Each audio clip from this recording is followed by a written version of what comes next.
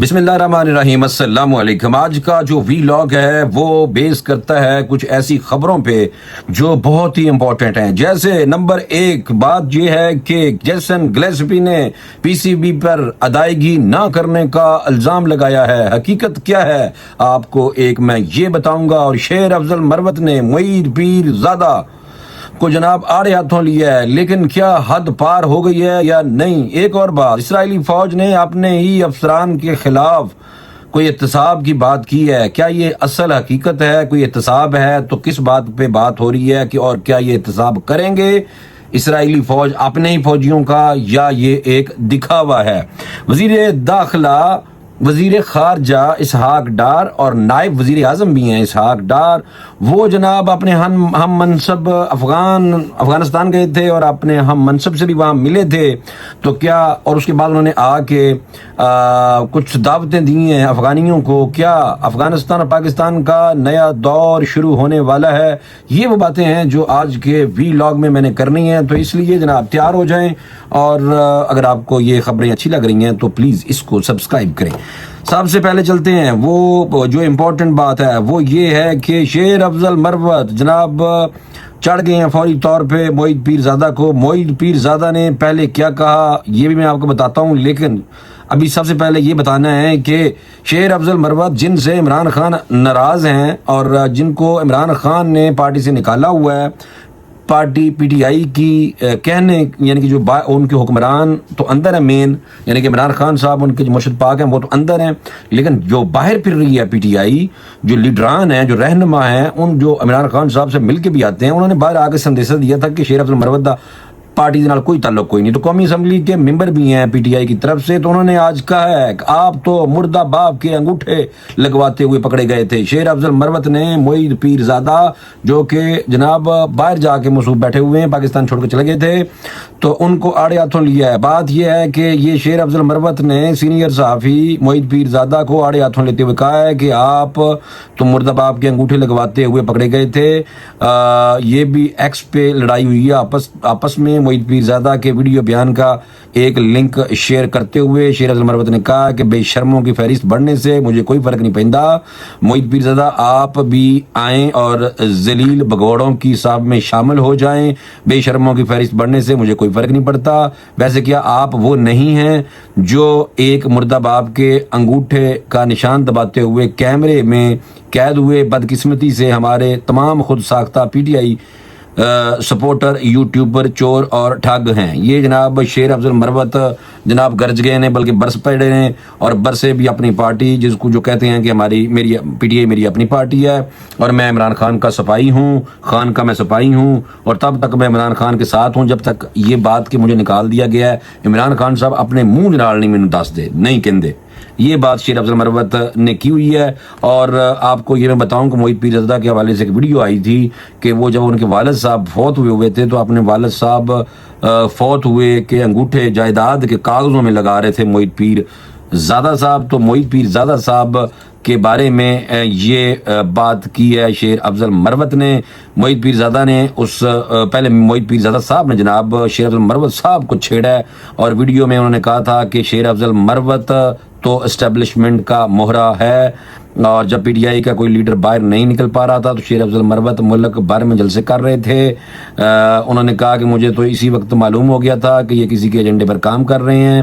تو جناب یہ بات جب کی تھی معید پیر زادہ نے، تو اس تو بعد جیسے ہی شیر افضل مروت کو یہ الفاظ سننے کو ملے ہیں، وہ جناب پہ گئے نے اور ایسے پڑے ہیں کہ انہوں نے کہا کہ اچھا تم وہ سے جڑا اپنے مرے ہوئے باپ دے انگوٹھا پھڑ کے تے جائیداد دے ڈاکومنٹس دے اتنے جناب انگوٹھے اپنے باپ دے لگوا رہا سے۔ اور یہ بات حقیقت ہے کہ معید پیر زادہ نے اپنے والد صاحب فوت ہو گئے تھے تو ان کی جائیداد تھی کچھ، تو اپنے مرے ہوئے والد صاحب کے انگوٹھے جو ہیں وہ جائیداد کے ڈاکومنٹس پہ لگاتے ہوئے پائے گئے تھے۔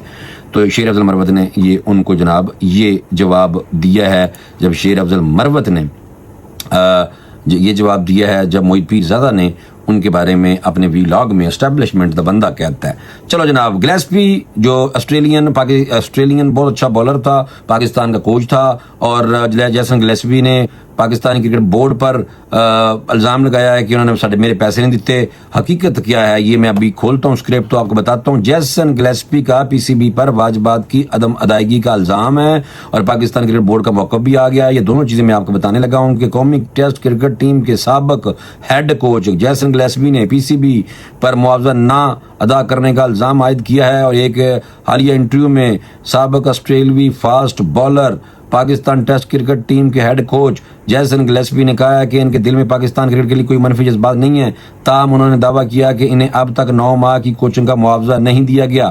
جیسن گلیسپی نے کہا کہ وہ ابھی بھی اس کام کا معاوضہ ملنے کے منتظر ہیں جو انہوں نے بحیثیت ہیڈ کوچ کیا ہے. یہ تھوڑا مایوس کن ضرور ہے. امید ہے کہ یہ معاملہ جلد حل ہو جائے گا. اس سے قبل جیسن گلیسپی نے کہا تھا کہ پاکستان ٹیم کے ساتھ ان کے تجربے نے کوچنگ سے ان کی محبت کو متاثر کیا ہے. وہ مایوس کن تھے اس لیے مجھے یہ سوچنے پر مجبور کیا کہ کیا میں دوبارہ فل ٹائم کوچنگ کرنا چاہتا ہوں یا نہیں. یہ بات آسٹریلوی سابق فاسٹ بالر اور سابق head coach Pakistan cricket team Jason Gillespie نے کہا. اس کے جواب میں پی سی بی کا جو موقف آیا ہے وہ میں آپ کو بتا دیتا ہوں کہ پی سی بی نے کہا ہے کہ جیسن گلیسپی کے الزامات جو ہیں یہ غلط ہیں. واجبات کی عدم ادائیگی کے الزامات میں حقیقت نہیں ہے. اب سابق ہیڈ کوچ جیسن گلیسپی بغیر نوٹس دیے اپنا عہدہ چھوڑ گئے تھے. معاہدے میں دونوں فریقوں کے 4 ماہ کے نوٹس کی شک موجود ہے. پی سی بی کا کہنا تھا کہ جیسن گلیسپی نے نوٹس نہیں دیا جس پر واجبات ان کی طرف نکلتے ہیں. واجبات کے لیے جیسن گلیسپی کے ایجنٹ نے بھی بورڈ سے رابطہ کیا. ایجنٹ کو بھی بورڈ نے آگاہ کیا تھا کہ جیسن گلیسپی پہلے واجبات کلیئر کریں پھر باقی حساب بھی کلیئر کر لیں گے. جناب تو آپ کو میں بتاتا چلوں کہ اپریل 2024 میں سابق آسٹریلوی فاسٹ بالر جیسن گلیسپی کو پاکستان ٹیسٹ ٹیم کا ہیڈ کوچ مقرر کیا گیا تھا. انہوں نے دسمبر میں عہدے سے استعفیٰ دے دیا تھا اور استعفے کی وجہ ان کے اور بورڈ کے درمیان جو اختلافات تھے وہ بتائے جا رہے ہیں. جناب اچھا ایک اور خبر ہے. وہ خبر یہ ہے کہ ہمارے وزیر جو خارجہ ہیں جناب وہ افغانستان میں تشریف لے گئے تھے. وزیر خارجہ بھی ہیں پلس وہ نائب وزیر اعظم بھی ہیں. تو کافی عرصہ آپ نائب وزیر خارجہ رہے ہیں تو انہوں نے تھوڑا بہت جناب ڈپلومیسی بھی سیکھ لی ہے انہوں نے. تو وہ میرے خیال میں ڈپلومیسی جو ہے وہ ایک سیاستدان زیادہ اچھا کر لیتا ہے یہ میں سمجھتا ہوں. اس کی وجہ یہ ہے کہ جو ڈپلومیسی ہے اس میں ڈاج ڈوج کرانا ہوتا ہے نا. تو سیاستدان سے بڑا تو کوئی نہیں ہے مہان.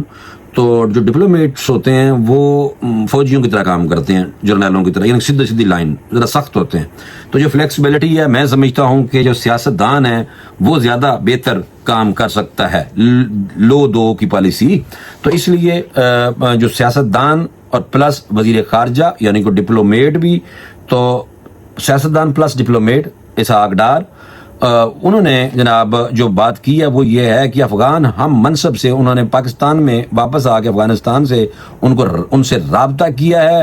تو کیا ہم سمجھتے ہیں کہ یہ پاکستان اور افغانستان کے درمیان نیا دور شروع ہو رہا ہے یا نہیں؟ گزشتہ آپ نے دیکھا ہے کافی عرصے سے افغانستان اور پاکستان کے جو تعلقات ہیں وہ بڑے خراب تھے. پاکستان کو بہت زیادہ شکوے تھے اور بی ایل اے اور بی آر اے کے علاوہ جو ٹی ٹی پی ہے وہ ادھر سے آپریٹ ہوتی ہے. ٹی ٹی پی خاص طور پہ, بی ایل اے تو 2-4 جگہ اور سے آپریٹ بھی ہوتی ہے اور انڈیا سے تو آپریٹ ہوتی ہے.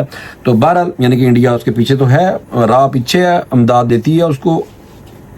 تو جناب افغانستان کے ساتھ ہمارے کچھ تعلقات جو ہیں اس میں بہتری آئی ہے. یہ بہتری کیسے آئی ہے؟ جو اسحاق ڈار صاحب کا دورہ افغانستان تھا وہی بتانا ہے. اور اب انہوں نے اپنے ہم منصب سے یعنی کہ رابطہ کیا اور رابطہ کر کے جو وزیر خارجہ ہیں افغانستان کے امیر متقی صاحب, ان کو پاکستان کا دورہ کرنے کی دعوت دی ہے جو انہوں نے قبول کر لی ہے. بیسیکلی آپ نے دیکھا ہے کہ افغانستان پہ اب پریشر بلڈ ہو رہا ہے. ایک طرف رشیا, دوسری طرف جناب آذربائیجان اور کرغزستان بھی, اور پھر ساتھ چین بھی, اور پھر پاکستان بھی. ساروں کو ٹیبل پہ بٹھایا گیا ہے اور یہ کہا گیا ہے افغانستان دے نال ہونا سے اکٹھے ہی سارے ہی آپس میں بیٹھ کے گل کر لینے ہیں, کیونکہ افغانستان پاکستان میں جب ڈسٹربنس ہو رہی ہے ٹی ٹی پی کی تو وہ پیچھے افغانستان سے آتے ہیں, وہ لوگ وہاں سے سپورٹ بھی لے کے آتے ہیں. تو چائنیز کو آ کے یہاں پہ وہ مارتے ہیں پاکستان میں. تو چائنیز کے جو لوگ یہاں قتل ہوتے ہیں تو چائنیز بھی اب اس کا پارٹ بن گیا ہے اس پوری ٹیبل جو جس میں سارے ملک کا بیٹھیں گے. روس کے حوالے سے میں اس لیے کہہ رہا تھا کہ روس نے تو طالبان کی حکومت پہ پابندی لگائی ہوئی تھی اور اب سپریم کورٹ جو ہے رشیا کی اس نے وہ پابندی ہٹا دی ہے.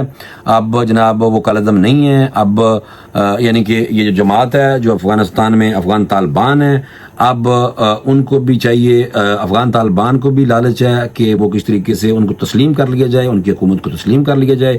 تو اپنے ہمسایوں کے ساتھ وہ بھی اچھے تعلقات رکھنا چاہتے ہیں. اور جو ہم لوگ ہیں ہمسائے, تو ہمیں بھی یہ ہے کہ پاکستان کے اندر ٹی ٹی پی کی کارروائیاں جو افغانستان سے آگے ہوتی ہیں وہ ختم ہونی چاہیے. تو اس پہ میں بات بتا دیتا ہوں جلدی سے, ٹائم تھوڑا ہے. وہ یہ ہے کہ وزیر خارجہ اسحاق ڈار صاحب نے کہا ہے کہ وزیر جو ہم منصب ہیں افغانستان کے وزیر خارجہ امیر متقی صاحب, ان سے رابطہ کر کے ان کی مہمان نوازی کا شکریہ ادا کیا اور دورہ پاکستان کی دعوت دی, جسے افغان وزیر خارجہ نے قبول کر لی ہے. اسحاق ڈار صاحب افغانستان کے دورے سے پاکستان واپس آ چکے ہیں. یہاں آ کے فون کیا ہے, فون کر کے ان کا شکریہ ادا کیا کہ اس نے میری بڑی اچھی مہمان نوازی کی, اور ساتھ ہی انہوں نے کہا کہ آؤ پاکستان سے پھر اتنے بہ کے بھی آپ کو گپ شپ ماریے کو پاکستان کے حالات بہتری کی طرف, یعنی کہ دہشت گردوں کے خلاف کوئی آپس میں کوئی پالیسی بناتے ہیں تاکہ ادھر آپ لوگ گارنٹی دیں ہمیں کہ آپ کے لوگ ادھر نہیں آئیں گے. وہاں اسحاق ڈار صاحب نے پریس کانفرنس بھی کی تھی اور ایک دوسرے کی سرزمین دہشت گردی کے لیے استعمال نہیں ہونی چاہیے, یہ افغان حکومت سے کہہ دیا. اسحاق ڈار صاحب نے وہاں پہ کابل میں پریس کانفرنس بھی کی تھی, میں نے کہا یہ بھی فوری طور پہ آپ کو بتا دوں. اچھا ہوا یہ ہے کہ وزیر خارجہ اور نائب وزیر اعظم اسحاق ڈار نے افغان منصب امیر خان متقی سے رابطہ کر کے دورہ کابل کے دوران شاندار مہمان نوازی پر ان کا شکریہ ادا کیا ہے. اور ترجمان دفتر خارجہ نے بتایا ہے کہ اسحاق ڈار نے افغان وزیر خارجہ امیر متقی صاحب کو پاکستان آنے کی دعوت دی ہے, جسے انہوں نے خوشی خوشی قبول کی ہے. اور اسحاق ڈار نے وفد کے ہمراہ 19 اپریل کو افغانستان کا ایک روزہ دورہ کیا تھا, جہاں انہوں نے افغان وزیر اعظم اور ڈپٹی وزیر اعظم اور وزیر خارجہ سے ملاقاتیں کی تھیں. افغان وزیر خارجہ سے ملاقات میں مشترکہ امن و ترقی کا عہد کیا گیا تھا, عہد لیا بھی گیا تھا, جبکہ ملاقات کے دوران دو طرفہ مسائل کے حل کے لیے بھی بات چیت کو مثبت ماحول میں جاری رکھنے پر اتفاق کیا تھا. اور اسحاق ڈار سے ملاقات میں افغان وزیر خارجہ سے ملاقات میں نائب وزیر اعظم اسحاق ڈار کی ملاقات کے دوران دونوں ممالک کے درمیان تاریخی رشتوں کو مزید مضبوط بنانے پر تبادلہ خیال بھی کیا گیا تھا.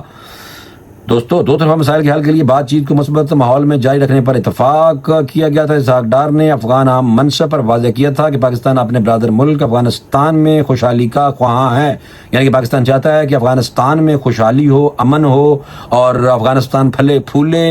اور نائب وزیر اعظم پاکستان اسحاق ڈار نے افغانستان کے عبوری وزیر اعظم ملا محمد حسن اخونزادہ سے ملاقات کی تھی, جس میں دونوں ممالک نے دونوں رہنماؤں نے سلامتی, تجارت, ٹرانزٹ, تعاون اور عوامی تعلقات سمیت باہمی دلچسپی کے امور پر بھی تبادلہ خیال کیا. اسحاق ڈار نے افغانستان کے ڈپٹی وزیر اعظم ملا عبدالسلام سے بھی ملاقات کی. دونوں رہنماؤں میں امن و سلامتی اور عوامی سطح پر روابط کو استوار کرنے پر تبادلہ خیال کیا تھا, جبکہ ملاقات میں دو طرفہ تجارت, ٹرانزٹ اور اقتصادی تعاون کو بڑھانے پر بھی اتفاق کیا گیا تھا. اتنا کچھ ہو گیا ہے. افغانستان ایک دن گئے نے پاکستان کے وزیر خارجہ تے نائب وزیر اعظم دو عہدے رکھے ہوئے انہوں نے, اور ایک جناب گئے تھے کابل میں افغانستان میں, وہاں جا کے افغانیوں کے ساتھ ملاقاتیں کی ہیں, انہوں نے راج کی مہمان نوازی کی ہے اور ساری باتیں انہوں نے کہا کہ آپس میں اب تعلقات کو بہتر کرتے ہیں. افغانستان کو بھی لالچ ہے میرے دوستوں کہ ان کو بھی تسلیم کیا جائے, ملک ان کو بھی تسلیم کریں, اور پاکستان کو بلکہ لالچ نہیں شکایت ہے کہ وہاں سے لوگ آ کے پاکستان میں حملے کرتے ہیں, ان کو روکو.